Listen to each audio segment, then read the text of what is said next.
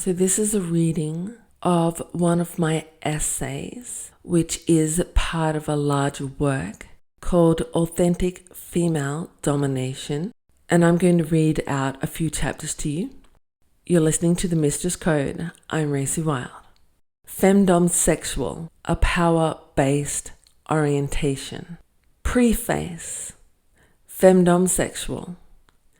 This piece belongs to a larger body of work exploring the concept of femdomsexuality.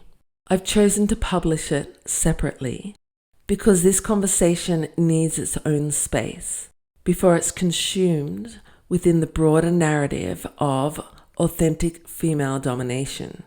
Thus, I'm presenting here the femdomsexual, a sexual orientation in relation to female domination, of dominant women and submissives who are erotically, emotionally, or relationally orientated towards female-led power-based dynamics.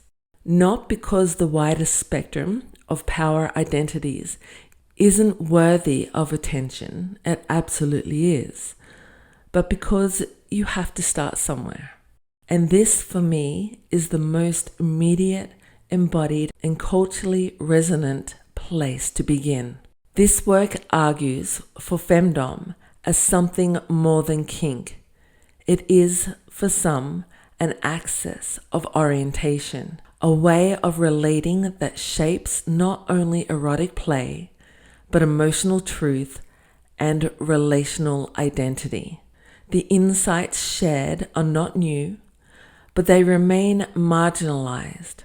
Too often, femdoms and femdom submissives, as well as other power-based orientations, are excluded from serious conversation about identity, orientation, and erotic life. The reason I center this discussion within literature rather than science, medicine, or politics is simply because my academic background is in literary studies.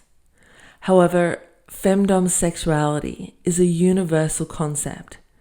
Its relevance extends far beyond the boundaries of a single discipline. My hope is to invite and encourage those working in other fields to engage with and support this notion within their own areas of study.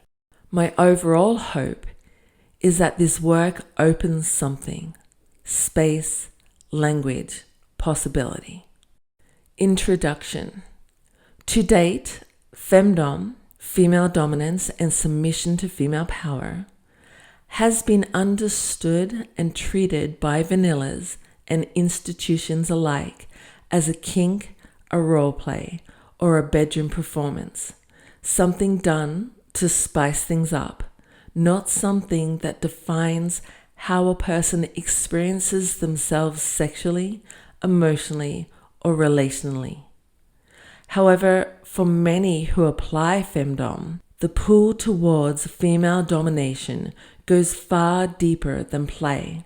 It's not temporary or situational. It's a core part of how they are wired, how they love, how they connect, how they desire.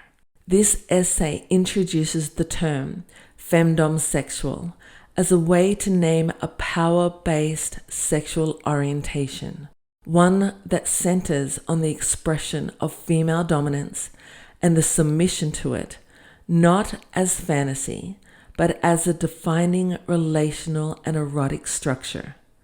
It's a term for people who orientate toward female dominance or submission in relation to female power, regardless of gender or traditional sexual categories. It's a way of talking about desire, agency, and identity that has, up until now, existed mostly in the margins, hidden under labels like kink, fetish, or BDSM. Thus, I argue in this essay that femdom is not just a roleplay or social identity. It is also a sexual orientation. By combining literary genre theory, with queer theory and orientation theory.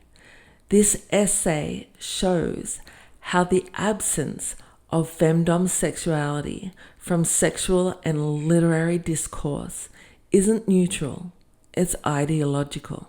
What we don't name, we don't value, and what we don't see, we don't take seriously. Lucas's theory helps us understand how genres shape consciousness, how cultural norms determine what types of stories and identities are recognized as legitimate.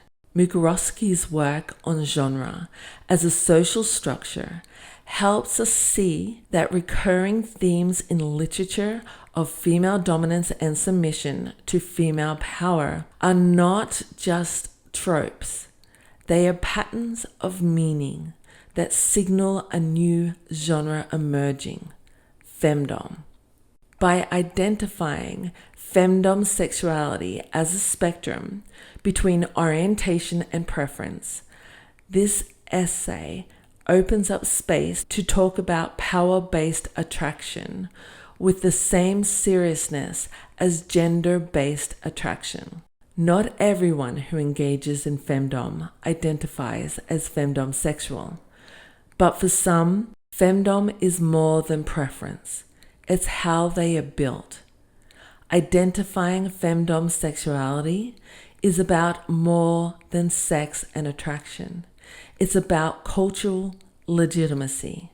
It's about recognizing female erotic authority and submissive erotic surrender, not just as something that turns people on, but as something that defines who people are. It's time to treat power-based orientations with the same respect as any other. That begins by naming them.